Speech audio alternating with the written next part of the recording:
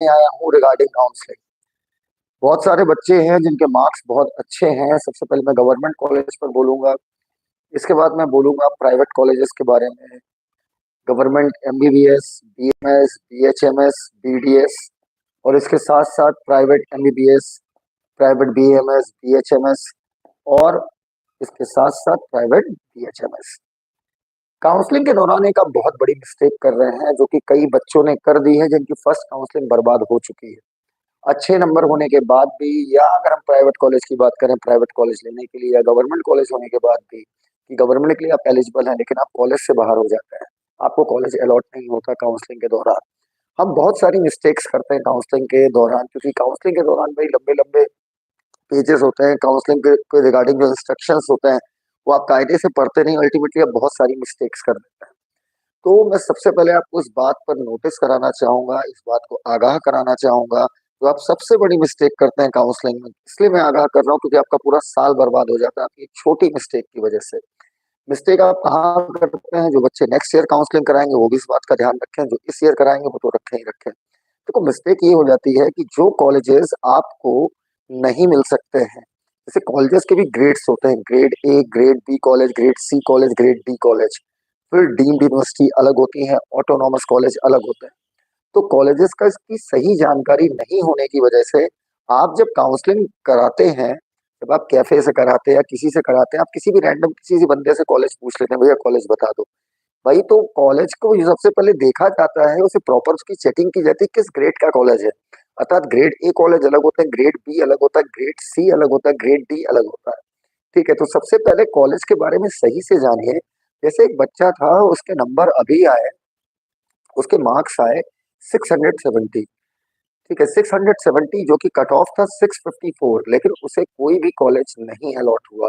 Ultimately second counselling कराया, उसने मुझसे सलाह ली, तब जाकर उसने कॉलेज, उसे कॉलेज, फिर उसके बाद सेकंड काउंसलिंग में उसको अलॉट हुआ।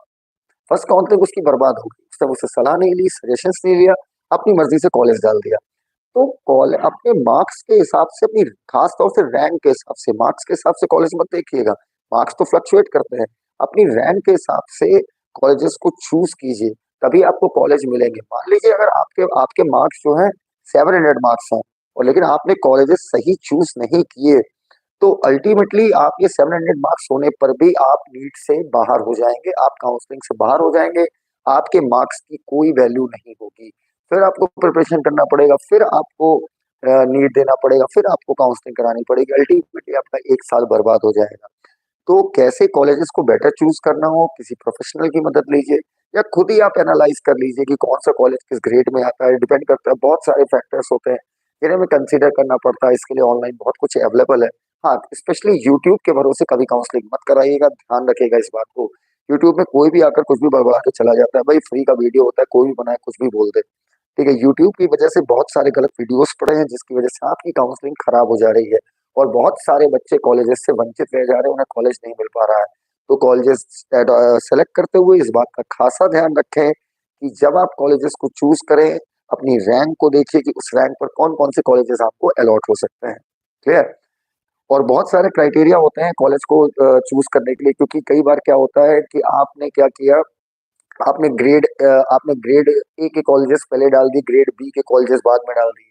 तो कोशिश किया करिए ग्रेड बी पहले डालिए, ग्रेड ए बाद में डालिए। मतलब ये सारी बहुत सारे फैक्टर्स हैं, इन पर थोड़ा सा रिसर्च करिए, और उसके बाद भी अगर आप नहीं कर पाते हैं तो किसी अच्छी रेपुटेटेड फर्म की मदद लीजिए, या किसी बहुत ही मजे हुए मजे हुए मजे हुए इंसान से बात कीजिए, या किसी मजे हुए फर्म्स की मदद लीजिए, वरना काउंसलिंग मिस्टेक आपकी one of the biggest mistake बन जाएगी।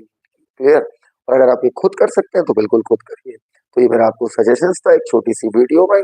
थैंक यू, धन्यवाद। साहिल सिद्दीकी, थैंक यू, धन्यवाद, साइनिंग ऑफ।